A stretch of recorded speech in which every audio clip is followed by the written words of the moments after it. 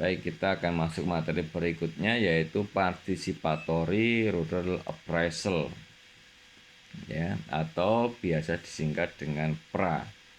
Ya, dilihat dari penamaannya saja atau istilahnya saja, partisipatory adalah sebuah bentuk partisipasi, rural adalah pedesaan, ya, appraisal adalah pendekatan untuk penilaian, yaitu sehingga participatory rural appraisal bisa dikatakan satu pendekatan, ya, teknik-teknik atau cara-cara partisipasi masyarakat pedesaan, ya, sehingga toolnya atau bentuk-bentuk kegiatannya nanti juga akan mengarah pada hal-hal terkait dengan pedesaan, ya. Tentu ada banyak pendekatan dalam pemberdayaan masyarakat, ada banyak pendekatan, tetapi di sini karena kita itu sering melakukan pemberdayaan di pedesaan, maka pendekatan yang kita pakai adalah Participatory Rural Appraisal. Nah, tentu teman-teman pernah melihat ini di kuliah pertama dengan Pak Indarti, ya, bahwa dikenalkan ada dua pendekatan di dalam pemberdayaan masyarakat, ya. Yang pertama adalah komunikasi pembangunan partisipatif, ya, atau PDC, ya, Participatory Development Communication, merupakan suatu aktivitas yang direncanakan dengan matang yang diwujudkan dalam bentuk strategi dan pendekatan komunikasi yang diterapkan dalam seluruh proses pembangunan. Aktivitas ini mencakup dialog antar pemangku kepentingan. Jadi ini lebih pada bagaimana mengkomunikasikan, ya, tahapan-tahapan atau bentuk-bentuk dari program yang akan dilaksanakan. Nah, pendekatan yang kedua itu pendekatan Participatory Rural Appraisal. Pendekatan dan metode yang memungkinkan masyarakat secara bersama-sama menganalisis masalah kehidupan dalam rangka merumuskan perencanaan dan kebijakan secara nyata. Jadi pada bentuk pendekatan pra ini lebih pada peran serta masyarakat di dalam proses yang berjalan dalam pemberdayaan tersebut, ya. Itu perbedaannya. Kalau yang pertama lebih menekankan pada aspek komunikasi, yang kedua yang pra ini menekankan pada aspek kebersamaan, ya. Jadi masyarakat itu akan melakukan bersama-sama, lebih partisipatif, ya. Semakin tinggi tingkat partisipasi masyarakat, maka program itu semakin dianggap berhasil, ya, gitu. Nah, prinsip-prinsip pra, ya, ada beberapa, ya, akan saya jelaskan. Yang pertama adalah saling belajar dari kesalahan dan berbagi pengalaman dengan masyarakat. Saling belajar dari kesalahan artinya ada proses pembelajaran bersama-sama antara masyarakat dengan fasilitator, sama-sama menjadi sumber pembelajaran, ya, sama-sama menjadi sumber pembelajaran. Nah, yang kedua, keterlibatan semua anggota kelompok, menghargai perbedaan dan informal. Teman-teman, keterlibatan semua anggota kelompok menjadi penting, ya, karena ini sifatnya partisipatif, ya, seperti definisi tadi. Kemudian yang kedua, menghargai perbedaan, ini bentuk dari pengejawantahan dari pendidikan orang dewasa POD yang kita pelajari di depan. Dan informal, ya, karena kegiatan di masyarakat pedesaan itu hampir semuanya itu informal. Yang ketiga, orang luar sebagai fasilitator dan masyarakat sebagai pelaku. Dalam proses pemberdayaan, ya, prinsip pra, masyarakat itu sebagai pelaku dalam proses pemberdayaan. orang luar sebagai fasilitator, sehingga ketika di masyarakat ada sebuah masalah, jangan Anda tarik masalah itu menjadi masalah Anda. Jadi tetap biarkan saja masalah itu berada di tengah-tengah masyarakat, karena yang akan menyelesaikan masalah itu adalah masyarakat itu sendiri, bukan Anda. Anda sebagai fasilitator. Yang keempat, konsep triangulasi. Triangulasi merupakan bentuk dari kegiatan membuat satu kesimpulan berdasarkan tiga analisa atau oleh tiga orang dengan satu bentuk analisa, atau satu orang dengan tiga analisa. Konsep triangulasi. Misalnya, Anda ingin menganalisis satu permasalahan, ya. Kemudian yang melakukan analisis adalah Anda sendiri. Anda bisa menggunakan tiga metode. Misalnya pendekatan kuantitatif, kualitatif, dan misalnya kemudian pendekatan sosial yang lainnya, ya, itu bisa, ya. Dia ada tiga metode, tetapi yang melaksanakan adalah satu orang, atau satu metode tetapi yang melaksanakan tiga orang, ya. Misalnya menggunakan konsepnya, pendekatannya adalah kualitatif atau kuantitatif, ya, tetapi dilaksanakan oleh tiga orang yang berbeda, ya. Kalau tiga-tiganya menghasilkan satu kesimpulan yang sama, maka analisis tersebut dikatakan benar, ya. Kemudian optimalisasi hasil, ya. Prinsip pra itu lebih menekankan pada optimalisasi hasil. Artinya optimal itu sebuah proses, sehingga prinsip pra itu mementingkan proses. Itu yang perlu Anda pahami. Kemudian berorientasi praktis, ya. Kemudian keberlanjutan program. Ingat bahwa dalam proses pemberdayaan masyarakat, sustainability itu menjadi penting, ya. Hal itu bisa terjadi kalau masyarakat mampu menyelesaikan masalah mereka sendiri, maka sustainability itu akan terjadi.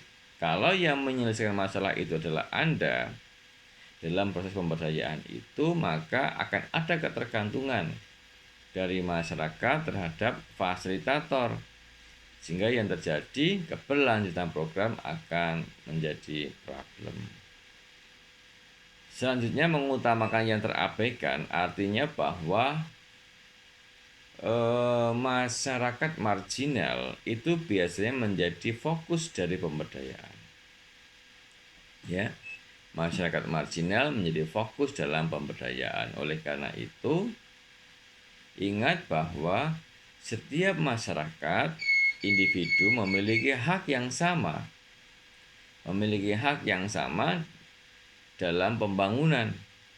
Oleh karena itu, ketika ada satu dua masyarakat yang terabaikan dan dia tidak mendapatkan fasilitas yang seharusnya, maka masyarakat tersebut perlu mendapatkan perhatian kita dalam proses pemberdayaan, agar dia berdaya dan mampu menikmati fasilitas atau memanfaatkan fasilitas, ya, seperti halnya masyarakat-masyarakat yang lainnya. Kemudian pemberdayaan adalah penguatan masyarakat, ya. Salah sesuai dengan konsep pemberdayaan di awal sudah dijelaskan, pemberdayaan adalah penguatan, ya, masyarakat. Jadi kata-kata daya, ya, power, maka pemberdayaan adalah empowerment.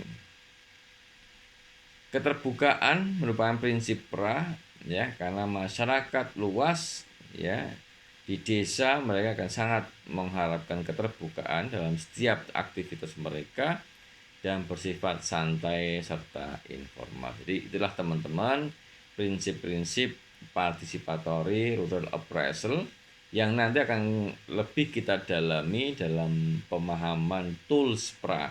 Jadi ini pra ini adalah sebuah pendekatan, sebuah konsepnya, Nanti dalam pelaksanaan kita menggunakan tools atau alat-alat bantu dalam participatory rural operation. Nah, kapan pra ini digunakan? Ya, pendekatan pra ini bisa digunakan pada saat kita melakukan need assessment, kita melakukan penelitian, kita melakukan usulan program, serta kita juga bisa menggunakan pra ini dalam kegiatan pemberian atau mencari rekomendasi sebuah program. Nah, nanti di sini kita akan mencoba mengimplementasikan tahapan pra atau salah satu fungsi pra dalam need assessment. Kita akan mempraktekkan dalam kegiatan need assessment. Teman-teman, tahapan pemberdayaan masyarakat ya akan saya kenalkan di sini karena ini menjadi penting tahapan ini agar teman-teman memahami apa yang harus dilakukan pada saat pertama kali teman-teman datang ke suatu masyarakat. Yang pertama adalah tahap pembauran. Ya. Pembauran dari kata-kata baur. Artinya teman-teman datang kemudian melakukan proses pembauran. Ya. Pembauran itu akan berhasil apabila teman-teman mendapatkan penerimaan dari masyarakat. Ya, penerimaan. Bagaimana contohnya penerimaan itu berhasil? Misalnya kalau ada kegiatan desa atau kampung, Anda diundang. Ya, misalnya ada hajatan, Anda diundang, ya. Ada kerja bakti, Anda diundang. Ada ronda, jaga malam, Anda diundang. Ya, atau Anda diundang ke rumah untuk suguhan makan dan sebagainya. Ya, itu indikasi-indikasi bahwa Anda telah diterima oleh masyarakat. Tapi kalau Anda didiamkan saja oleh masyarakat, berarti proses pembauran belum berhasil. Ya. Nah, yang kedua adalah tahapan identifikasi masalah berdasarkan informasi, observasi, dan wawancara. Nah, ini menjadi panjang. Identifikasi masalah ini harus dilakukan bersama-sama dengan masyarakat.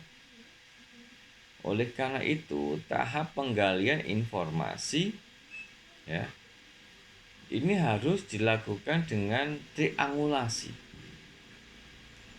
Ingat tadi prinsip pra triangulasi. Ketika Anda ingin mendapatkan masalah, ya, kesimpulan dari masalah itu harus Anda pastikan berasal dari hasil informasi, hasil observasi, hasil wawancara. Ada 3 metode yang digunakan untuk menyimpulkan satu masalah. Ini konsep triangulasi. Mencari informasi, kita bisa datang ke kelurahan atau ke siapapun, tokoh masyarakat atau googling ya di internet dan sebagainya. Sumber-sumber informasi sangat mudah didapatkan. Anda bisa memilih salah satu dari banyak sumber. Yang kedua adalah observasi. Observasi adalah menggunakan semua panca indera yang kita miliki ya untuk melakukan pengamatan atau melakukan satu pendekatan identifikasi suatu masalah.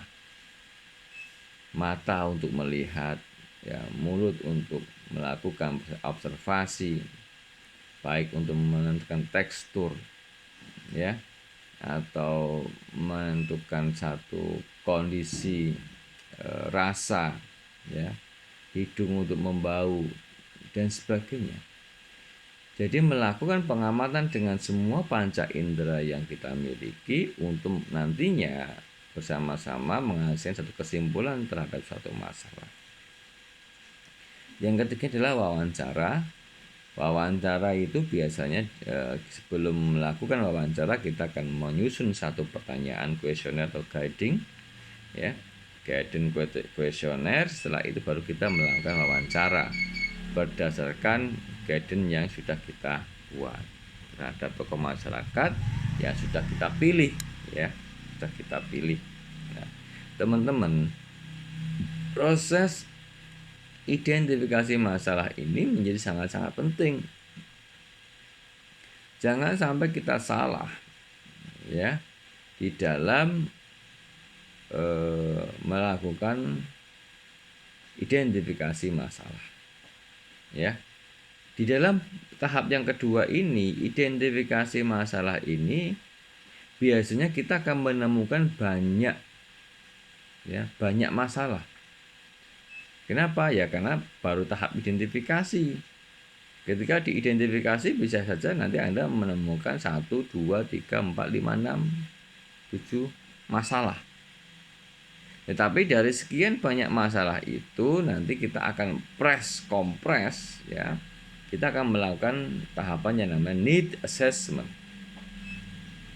Ya, need assessment. Need itu kebutuhan, assessment itu penilaian atas kebutuhan, ya, need assessment, penilaian atas kebutuhan. Nah, dari banyak masalah tadi tidak semuanya bisa kita garap, teman-teman. Tentu ada skala prioritas, dan yang menentukan skala prioritas itu adalah tahapan need assessment, ya. Baik, kita break dulu sebentar, ya. Oke, teman-teman, need assessment, saya ulang lagi, need itu kebutuhan, assessment itu penilaian atas sebuah kebutuhan, ya. Nah, di dalam tahapan need assessment kita akan mendapatkan dua hal. Yang pertama adalah potensi, yang kedua adalah masalah. Nah, jadi di awal kita sudah melakukan tahapan identifikasi masalah. Mungkin ada banyak, ya, bisa 10 masalah identifikasinya, tetapi hasil need assessment nanti kita hanya akan memilih satu masalah, ya. Jadi kesimpulan dari need assessment adalah kita akan mendapatkan satu masalah yang bisa diselesaikan oleh potensi yang ada di situ, ya, yang bisa diselesaikan oleh potensi, ya, yang masyarakat miliki, ya. Kemudian dari need assessment kita akan melanjutkan pada tahap penyusunan perencanaan program secara bersama-sama dengan masyarakat, kemudian pelaksanaan program, monitoring, dan menyusun program lanjutan, ya. Ini adalah tahapan-tahapan dalam pemberdayaan masyarakat. Nah, tahapan need assessment inilah nanti yang kita akan menggunakan pendekatan pra, ya. Kita akan menggunakan pendekatan pra, ya, seperti berikut ini. Ya, ini need assessment. Need assessment menghasilkan temuan berupa potensi dan masalah. Temuan diolah menjadi rancangan program, ya. Rancangan program disepakati dengan seluruh pihak menjadi program. Itulah tahapan dalam membuat program. Need assessment dapat menggunakan perangkat atau tools pra. Ini kita akan mempraktekkan need assessment dengan perangkat atau tools pra. Tetapi sebelumnya kita akan membahas dulu apa itu potensi dan apa itu masalah. Kita sering mendengarkan istilah potensi. Apa itu potensi? Potensi itu adalah sesuatu yang di atas rata-rata, itu potensi, ya. Kalau di masyarakat kita bisa mendapatkan banyak potensi. Contohnya produksi jagung di desa saya produktivitasnya lebih tinggi dibandingkan desa lain. Itu berarti ada potensi karena produktivitasnya lebih tinggi. Luas lahan di desa saya lebih luas daripada desa yang lain. Berarti kita punya potensi untuk meningkatkan jumlah produksi. kualitas, ya, kemudian potensi yang lain, misalnya potensi untuk wisata kan lebih indah, ya. Kemudian desa saya dilewati oleh sebuah sungai yang panjang yang bagus, berarti desa saya potensi untuk pengembangan perikanan, ya, gitu. Atau temuan-temuan yang lain. Jadi potensi itu semuanya yang berada di atas rata-rata itu menjadi potensi. Kemudian masalah. Apa itu masalah? Dalam need assessment kita akan mendapatkan masalah prioritas tentu saja. Masalah itu adalah perbedaan antara harapan dengan kenyataan. Masalah. Semakin tinggi harapan, semakin rendah kenyataan, maka masalah semakin besar. Nah, kita harus mengetahui harapan dari masyarakat apa, kemudian kondisi existing kenyataannya itu di mana, ya, sehingga ini menjadi poin penting kita dalam menentukan prioritas, skala prioritas. Nah, nantinya rancangan program itu dievaluasi berdasarkan hasil dari need assessment. Rancangan program yang kita pilih adalah masalah-masalah prioritas yang bisa diselesaikan dengan adanya potensi di desa tersebut. Nah, rancangan program ini nanti kalau sudah disepakati bersama-sama akan menjadi program. Nah, teman-teman, di dalam need assessment tadi ingat, ya, kita bisa menggunakan banyak hal, ya, bisa menggunakan FGD, bisa menggunakan wawancara, penggalian informasi, bisa semuanya. Nah, untuk mendapatkan hal tersebut, yang pertama adalah kita bisa menggunakan teknik wawancara, ya, untuk melakukan need assessment. Wawancara yang terstruktur, yang konsepnya adalah deep interview, ya, dan menggunakan teknik-teknik empati, sehingga kita akan mendapatkan benar-benar need assessment-nya. Wawancara bisa dilakukan sambil melakukan proses perkenalan ketika Anda pertama kali datang ke sana, ya, buat suasana informal, di split, tidak bergerombol. Pastikan Anda membawa pulpen dan buku untuk melakukan pencatatan. Jangan mengandalkan ingatan, ya. Bertutur dalam perilaku sopan sesuai dengan budaya setempat dan gunakan pertanyaan yang terbuka. Ini saya perlu menekankan bertutur dan berperilaku sopan sesuai dengan budaya setempat karena akhir-akhir ini bertutur sapa dan berperilaku sopan itu menjadi barang yang mahal, ya. Tidak semua masyarakat atau mahasiswa ataupun fasilitator, ya, selesai pada tahapan ini, ya. Kemudian ini adalah yang kedua adalah FGD. Kalau tadi adalah teknik wawancara, ini FGD. Teman-teman, di dalam proses focus group discussion, ya, focus group discussion sebagai tahapan atau salah satu alternatif untuk melakukan need assessment, kita harus bisa melihat kondisi masyarakat. Ini contoh pertemuan masyarakat. Proses pemberdayaan adalah, ingat, di awal tadi kita akan fokus, ya, fokus pada yang marginal. Ingat, fokus pada yang marginal. Kenapa? Karena setiap masyarakat memiliki hak yang sama dalam proses pemberdayaan atau hak yang sama untuk bisa menikmati pemberdayaan, pembangunan. Kalau teman-teman lihat orang yang berbaju putih ini, kira-kira dia orang yang seperti apa? Coba teman-teman jawab pertanyaan saya, cukup di forum chat saja. Orang ini orang yang seperti apa? Ya. Saya tunggu coba. Silahkan.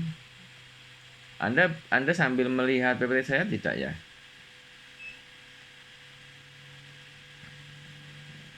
Jangan-jangan enggak melihat PPT saya. Kalau Anda ya karena kamu nggak lihat PPT saya, kamu terlambat pasti. Ya. Jadi kalau Anda tidak mengikuti kuliah saya dari awal, ya, dan Anda merasa bahwa kuliah itu hal yang mungkin tidak begitu penting sehingga terlambat tidak apa-apa, kemudian tidak mengikuti pun tidak apa-apa, bahkan ada yang kuliah sambil naik motor gitu ya, itu ya Anda masuk Malaysia yang merugi ya gitu. Baik,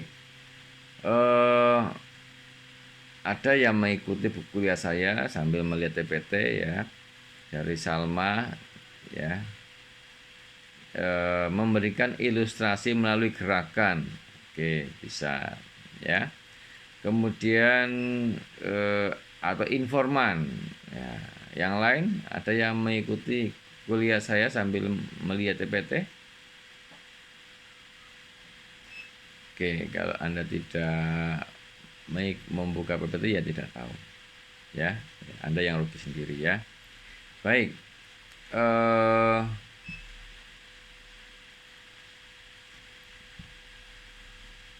Jadi dari gambar ini ya kita bisa mengetahui satu perangai masyarakat yang masuk kategori masyarakat yang aktif ya, yang aktif. Aktif itu dia itu memiliki kemampuan untuk menyampaikan pendapatnya. Ya, dia punya kemampuan untuk menyampaikan pendapatnya. Ya, tidak perlu dia difasilitasi, dia sudah punya kemampuan untuk menyampaikan pendapat. Maka dia kategorinya adalah masyarakat yang aktif. Berbeda dengan salah satu masyarakat yang berada di ujung ya, di sudut yang lain, yang sebelah kiri ya. Di sana ada masyarakat yang sedang Jawanya itu sedakep gitu ya, melipat tangannya gitu, nah, seperti ini gitu. Kemudian dia cenderung mendengarkan apa yang diinformasikan oleh orang lain. Nah, dia ini termasuk kategori orang yang pasif ya, orang yang pasif.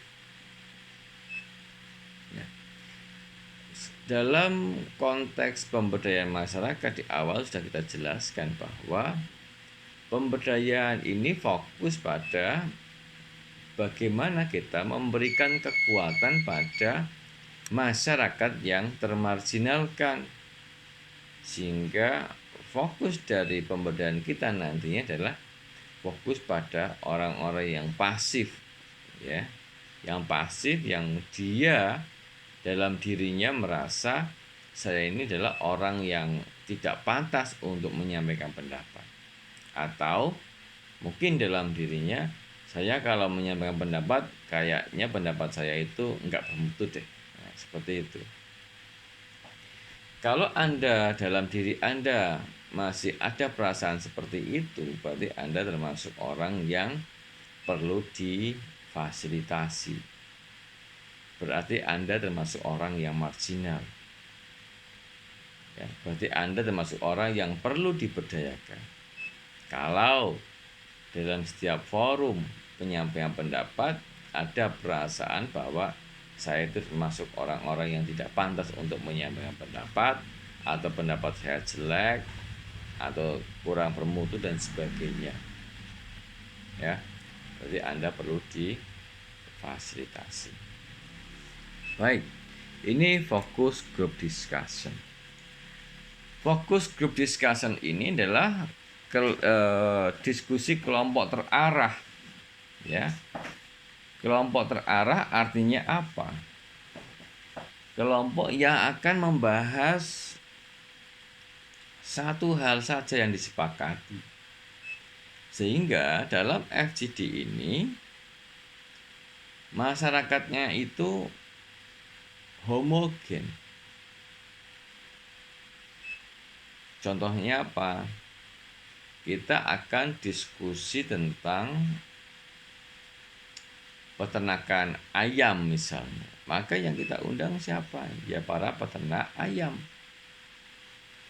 Kita akan diskusi terkait dengan peternakan kambing. Siapa yang diundang? Ya para peternak kambing. Tentang ikan berarti tentang petani ikan dan seterusnya. Maka diskusi kelompok terarah ini audiennya bersifat homogen. FGD adalah diskusi sekelompok orang berlatar belakang sama, ya homogen dengan topik spesifik dipandu oleh fasilitator. Topiknya spesifik, ya topiknya hanya satu spesifik, ya yang disepakati. FGD bukan wawancara kelompok, juga bukan ngobrol ngalor ngidul yang nggak jelas. FGD itu punya kerangka dan diatur waktunya sehingga tidak molor, ya. FGD akan efektif kalau dikerjakan antara 10 sampai 25 orang. Lebih dari 25 orang sudah nggak efektif lagi. Berguna untuk perencanaan, evaluasi, dan pengumpulan data ini untuk fokus group discussion. Ya. Ini prinsip FGD, ya. Kita harus menempatkan mereka setara dengan kita, sama-sama menjadi sumber informasi, netral, menghargai setiap pendapat, ya. Menjaga fokus pembicaraan. Kalau ada audien yang keluar dari pembicaraan harus kita luruskan lagi, kemudian mengatur waktu. Nah, kita sampai pada tahapan peta desa, ya peta desa. Nah, peta desa ini akan kita teruskan di pertemuan depan, ya, sehingga pertemuan hari ini cukup sampai di sini saja, sampai pada tahap FGD, fokus group discussion. Peta desa merupakan salah satu tools yang akan kita pakai dalam FGD, ya. Peta desa salah satu tool yang akan kita pakai dalam FGD, ya, dengan pendekatan participatory rural appraisal, ya, gitu. Baik, kita teruskan saja. Setelah itu saya minta teman-teman nanti untuk memperhatikan ini saja, ya, sebagai bentuk praktikumnya. Apa itu peta desa? Salah satu perangkat participatory rural appraisal yang digunakan dalam FGD yang saya jelaskan tadi. Membantu memfokuskan peserta untuk membahas potensi wilayahnya secara terbuka dan apa adanya. Jadi peta desa ini untuk membantu memfokuskan. Jadi bukan petanya yang penting, tetapi fungsi peta untuk memfokuskan itu yang penting, ya. Kemudian fasilitator dibantu notulen yang mencatat seluruh hasil diskusi. Peta desa menghasilkan informasi potensi dan permasalahan desa. Ingat, peta desa menghasilkan potensi dan permasalahan desa. Ini contoh peta desa, ya. Petanya jelek, tidak ada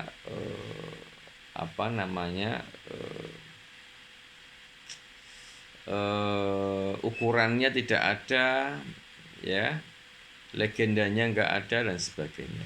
Jadi ini petanya jelek nggak apa-apa, ya, karena fungsinya apa? Fungsinya hanya untuk menyamakan persepsi antara fasilitator ataupun antar masyarakat yang datang ikut FGD tersebut, ya, untuk menyamakan persepsi. Tahapan pertama, ya, itu nanti fasilitator akan membuka acara dibantu oleh notulensi, ya. Seperti misalnya, Bapak Ibu semua, pada siang hari ini kita akan melakukan FGD dengan membuat peta desa. Ya, saya akan menggambar terlebih dahulu pertama kali. Setelah itu saya minta Bapak Ibu semua untuk meneruskan gambar saya berdasarkan sepemahaman Bapak Ibu semua terhadap desa kita ini. Nah, yang digambar adalah semua informasi ikon-ikon yang ada di desa. Contohnya apa? Di sini fasilitator menggambar jalan masuk ke kampung, ya, yang berwarna tebal, yang garis tebal itu adalah jalan masuk. Ini yang digambar oleh fasilitator. Setelah itu masyarakat akan meneruskan menggambar peta tersebut. Jadi setelah fasilitator menggambar, spidolnya dikasih ke masyarakat. Setelah bergantian mereka akan menggambar seperti itu, gambar pasar, sekolah, ya, dan sebagainya. Ya, ada masjid, ada lapangan bola, ada pertanian, ya, digambar semua oleh masyarakat. Setelah digambar, ya, kemudian dilakukan diskusi. Jadi gambar itu hanya untuk menyamakan persepsi, pemancing dalam diskusi. Sambil menunjuk gambar, fasilitator akan menanyakan, mendiskusikan gambar-gambar tersebut. Ya, masjid misalnya, masjidnya bagaimana kondisinya, potensinya apa, masalahnya apa, sekolah, bagaimana kondisinya sekolah, potensinya apa, masalahnya apa, begitu terus, ya, ditanyakan. Kemudian kita akan mendapatkan satu kesimpulan. Kesimpulannya apa? Kita akan mendapatkan daftar potensi dan daftar masalah, ya. Saya rasa itu ya yang bisa saya sampaikan pada hari ini. Ya, teman-teman, terima kasih atas perhatiannya, dan saya akan minta teman-teman semua untuk mempraktekkan peta desa, ya, di minggu depan, ya. Nanti tekniknya akan saya sampaikan lewat koas. Gitu ya teman-teman semua. Terima kasih, kita akhiri bersama. Assalamualaikum warahmatullahi wabarakatuh.